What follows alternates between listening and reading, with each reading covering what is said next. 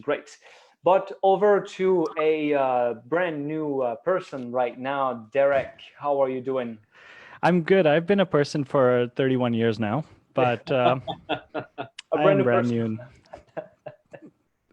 this one's going to be fun, everybody. Hey man, you have the floor. Go ahead. Cool. Well, listen, both of you guys, I just want to thank you for looking good through this presentation so far. And you guys have been on the camera this whole time.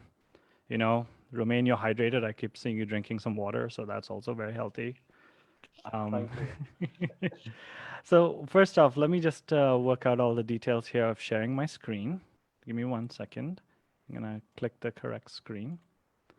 All right. Is everybody able to see my screen there? Oh, okay. Awesome. Awesome.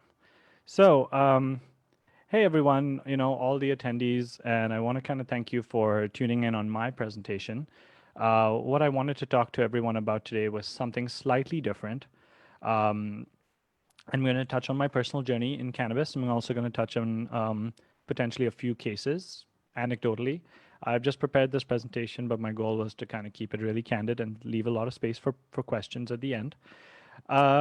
So if you're just joining us, my name is Derek, and I work for a company called Mika Ventures, and I own it as well. Um, Basically, what we do is we work with tiny startups, companies that are just getting off the ground, and our whole mandate is helping you put business plans and financial models together to approach investment in the cannabis industry. I've been doing this for about 2.5 years, and prior to this, my background was I owned a hardware startup in Toronto, and cannabis has been a long time passion. So when the government announced that they were legalizing, I was like, whoa, I can actually have a job in cannabis? And that was huge. That actually, literally, what I expressed to you there was huge, and it was a turning point in my life in terms of advocacy in cannabis. Um, so fast forward to today, it was about 2.5 years now. I've worked with about over 20 companies now. We've received over maybe about $2-3 million in funding over all of those projects, and maybe about I want to say 220,000 government grant dollars. So not too shabby, not too shabby at all for someone who's new. But yeah. So without further ado, what I want to go through today is just the basics. These are the kind of businesses, this is how much money it's going to cost you to get involved, and this is the kind of profit that you're looking at. Here are some things to consider. I am also going to touch on how to get involved in consulting in the cannabis industry. But yeah, any questions you guys have, even about finding a job or starting to become a consultant, please throw them into the chat, and we can get involved. Okay. So so the basics. All right. So I'm sure you've figured out by now that Health Canada is the regulating body that licenses cultivators and processors. The term processors also includes edibles kitchens as well. So that's pretty standard. They're the ones who license it. You would be applying with them for a license. That process isn't cheap, but I'll touch on that a little bit later. And the province regulates retail stores. So you would be applying with your local provincial distributor essentially to verify yourself as a potential owner, and then verify your store as a authorized store that can sell cannabis. So depending on which route you're going, if you're looking at being, I want to grow, or I want to grow a nursery, or I want to do an edibles kitchen, or I want to make CO2 extractions, then you're going to be putting in an application with Health Canada, which is a very meaty process. There's a lot of stuff involved there. You want to get your SOPs together, and you want to get a team together. You want to set some initial branding, and you want to go through all of those systematic steps for these very traditional businesses in some sense. But for a retail store, it is kind of different. Then you're applying with the province. Maybe it's a little less meaty. They have very meaty security requirements, but the rest of it is not too bad. Um, One thing I will want to touch on is there are a lot of capital intensive blockades. And what that means is it's not cheap to open a bank account. It at this current point, I think it costs about $6,000 to open a bank account versus if you had a regular business, then it's $5 a month. So that's a very, very big gap there. But this is because, the banks are still kind of wary of, they're wary of it, which doesn't make any sense. Same thing with loans. If you're expecting that you could apply to the bank for a loan, um, I would challenge that assumption.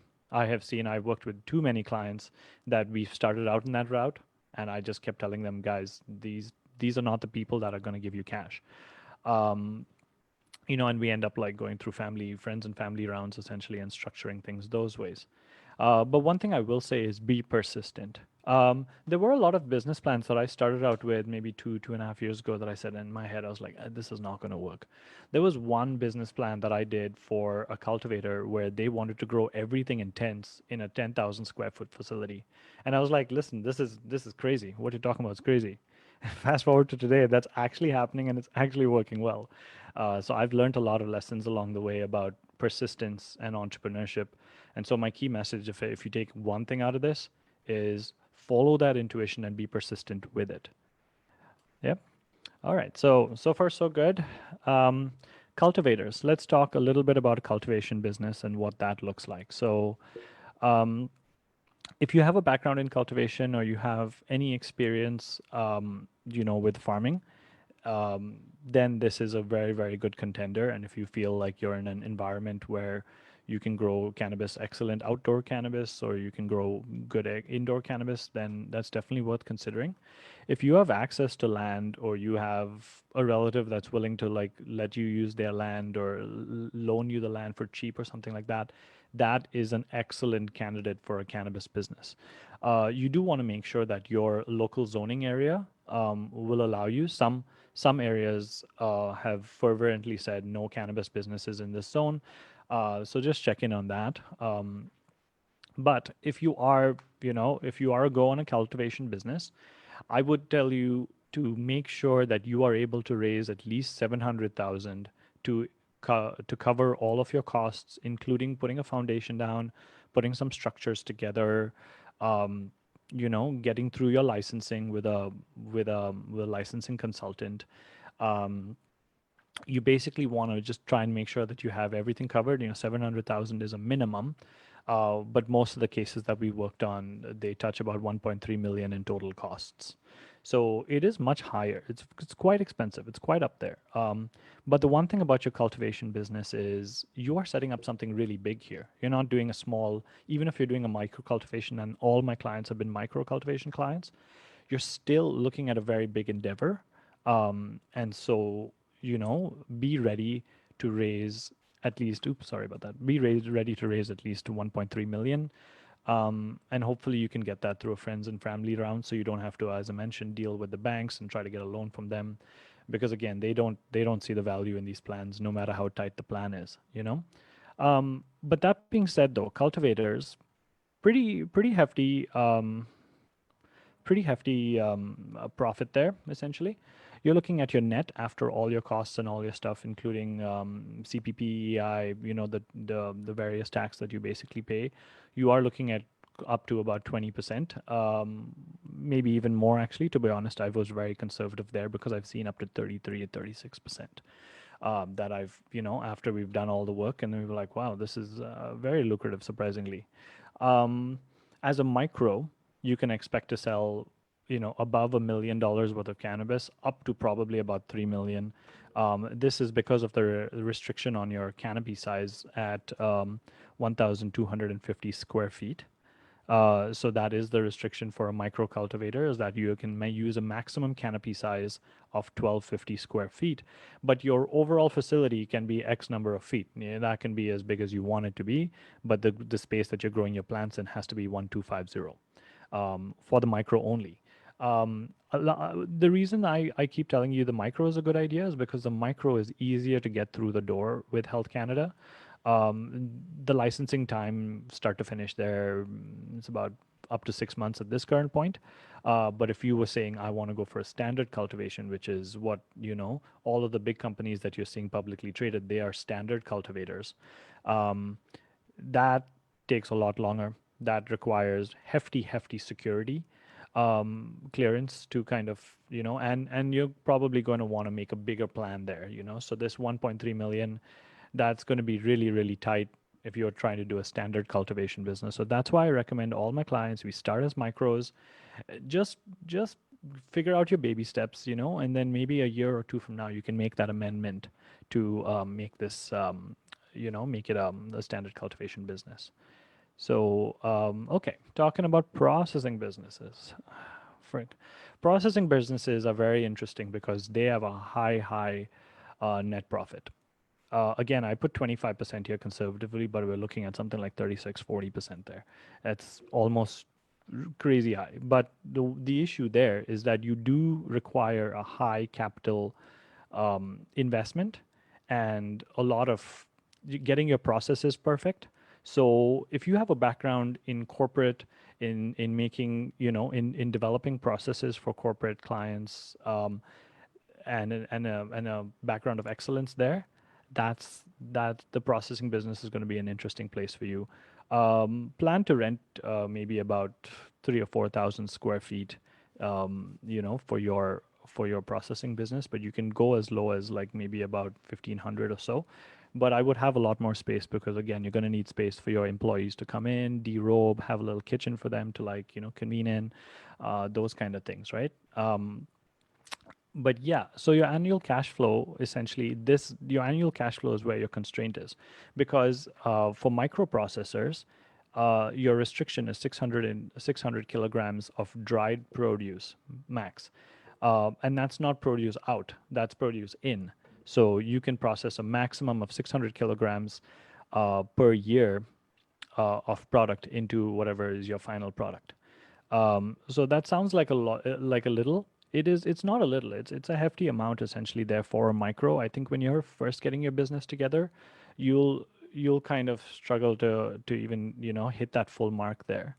But your cash flows at that point, if you're processing about 600 kilograms, is in the 1.5 million zone, and like I said, you can safely calculate a net profit of about 25% on that, to pay your financial vehicles and things back.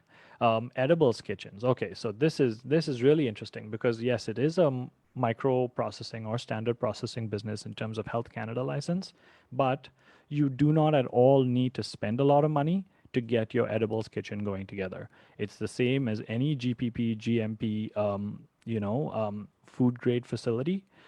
So you just need to meet the same requirements of being able to clean that, being able to, so you've got like your secured storage and all those kind of basics, but you don't have to obtain, expensive gear like, what's it called? An extraction machine and things like that. Even though your license will permit you to do so, you can avoid those costs by buying a product from a company like Nextleaf. Actually, Nextleaf has excellent distillates, and they'd be willing to like work with you to like do your distillate to specification. So that then works out to be great. Work with a toll processor, get a product, get inputs at your specification. You just work with the food, and I would recommend doing your testing on site. Ideally, you still will have to do third-party testing, but also build some testing on site. That is what is going to cost you a lot of the money. You're going to look at maybe about $70,000-$80,000 in testing equipment and $20,000 in all kitchen equipment. So that's edibles businesses. Romain, anything so far? Any questions? Any notes? There are actually. If you want to look at the Q&A section down the screen, you can actually, if you want, go through those questions and answer. Yeah, please. In fact, to be honest, I'm just trying to get my video to show the chat. I'm not seeing the chat on my thing here. Oh, show chat. Sorry, people. This is the first time I'm using a computer. But I can definitely start, with some of the questions that I have right now. Yeah. No problem. I just actually wanted to check and see if this is relevant for this audience, but I actually have a few more slides to go through. And how are we doing on time? Well, you still have a good 8-9 minutes. Go ahead. Okay, good. So I'll go quick through the rest because I do want to like work on people's questions here. All right. Thanks for sticking with us, everybody. So retailers, most of my clients, I want to say 60% of them, and in 2020 have been retailers. This is an easier in entry point. You're looking at about $350,000, and if you have about 700,000, you'll really be able to get it going well. Your net profit is low. This is because the provinces, retain a bulk of the profit made there. That's okay because the volumes are crazy high. So you make your money in selling more and more and more of it, essentially. Um, in the GTA, we're seeing extremely high annual cash flows there. We're seeing stores that are about 1,000 square feet selling about $1.5 million, $2 million worth of cannabis annually. That is very high. Expect that your business, if it's in the 2,000 square feet zone, that you want to sell about $3 to $4 million worth of cannabis. Your average gross profit on that, calculate that at about 17%, and you can calculate your net profits at about 12 to 15%. So, like I said, it's a bit lower than the other the processing and cultivation businesses, but it's a bit cheaper to enter. And if if you're interested in building community, then a retail business is for you. So that's my notes there. Misconceptions about starting a business in cannabis. You need consultants. Not at all true, but you will save yourself a lot of time. These are professionals that do this work in and out day after day, and that makes them slowly a little bit more and more efficient. You want to leverage that. Definitely analyze the costs of it. I mean, if they're charging an arm and a leg, then potentially see if you can do things yourself. But yeah, consider your consultants. This is a space full of consultants. I'm a consultant as well. Um, it's very lucrative. That is a bit of a misconception. It is less lucrative than you think, but it is also much more lucrative once you get started. Once you get through the initial hurdles, that's when this is really exciting. Just an idea is enough. No, absolutely, gone are the days where good ideas are worth anything. It's all about execution. Um, yeah, it's all about execution. And the last misconception is that the big companies have gobbled up everything. And that's not true at all. Listen, the thing is, social mood has changed. People don't trust big companies now, especially if they've got bullshit rhetoric. Pardon my French there. But if you're looking at building a craft business and really building community, then you have a solid opportunity. Okay, do's and don'ts. Research online. All the information you need is available on the internet. It's just several Google searches and obsessive late night research sessions away. So just spend your time, keep researching, keep obsessing about what you're trying to build. You'll get there. Be wary of turnkey solutions, people who say that they're going to offer you um, do everything for you for some high price. You want to evaluate, you want to get a line by line item essentially from any consultant that's telling you they'll do something like that. Like I said, leverage the consultants for heavy lifting. Evaluate, feel free to shop around, but during that time, be pleasant with your consultants because this industry is tiny, tiny, tiny. And it's not that you're going to burn yourself right away, but everybody talks. Okay, so touching on becoming a consultant in the space, what I'd recommend is just get involved in anything. Anyone that's doing kind of anything, just get involved with it in any way that you can. Maybe do it for free, maybe do it for low pay. Don't really worry about that because your first few cases, you're going to learn a lot. I'm still in the learning phase and I've been doing this 2.5 years, as I mentioned, and I do it full time. Um, but I did start part time initially, especially if you have something else where you're getting cash in, then just kind of wade in slowly. And then once you have one or two active clients and you've got enough cash and you're good for about 4 or 5 months of good cash there, that's when you can start saying, I want to be a consultant full time in cannabis. It does take time, as I mentioned. You'll learn everything you need on the job as you go. Your clients will pay you, and you'll be figuring out problems, and you'll be learning. You'll be saving those learnings. Um, but it really is about excellent customer service. It's all about that. So that's pretty much it. Yeah, so I'm going to leave this page up as we answer some questions. Romain, did you want to ask me some of the questions? Absolutely, yes. Okay, we have a few things actually, and I shared your email address again. Thank you for that. Thank you. For them to for all those questions. We have how much to set up a micro grow? Is it possible to do it solo? Yeah, could you elaborate on that question, whoever's asking it? So the question, as I understood, is how much to set up a micro row? Can you do it alone? I don't understand the can you do it alone part. Can you do it solo? Okay, let's move on to another one and see if we have. Actually, if I could, I'd love to just try to answer that question. Yeah. So, absolutely, you can do it solo. You can do all the projects yourself, especially if you have a background in putting SOPs together, because really the meat and potatoes of your application is your quality SOPs, a quality business plan. It's not that Health Canada is reviewing this to see how efficient your business is going to be, but they just want to see that you're serious. So if you're sitting there to do it alone, that's not a problem. The first client that I ever worked with was in Quebec, and he was doing it alone, but it did take him 2 years. So do chat with a consultant. Whoever is asking that question, please do chat with me. Give me a call or an email today. And at the very least, advice is always free. So I'm totally happy to just send you in some direction with advice and keep giving you advice. That's not a problem. Yeah, sorry, Romain, go ahead. Have you worked with anyone in Saskatchewan yet? Uh, yes, oddly enough, I have, but it's just that one single client essentially. Is there something specific related to Well, Saskatchewan? Richard said that he's in the middle of getting his business started. Oh, yeah, I was wondering, so I'm sure he'll be in touch with you very soon. I like that. Uh, um, why do you believe craft is king? Oh, well, it's also that's the regular rhetoric that's out there, but I'm saying that because I want to kind of justify it. Um, Cannabis is an industry of completely passionate people. Everybody there thinks they know best, but I love the intrinsic, like the reason they think that is because they really work directly with this plant, and why that's relevant is that people who buy cannabis, you're kind of buying a story. You're kind of buying a bit of who is this person that grew it for you. That's very similar to the organic vegetables, kind of like, why do you buy organic vegetables? Why do you buy vegetables from like direct from farm to table, kind of.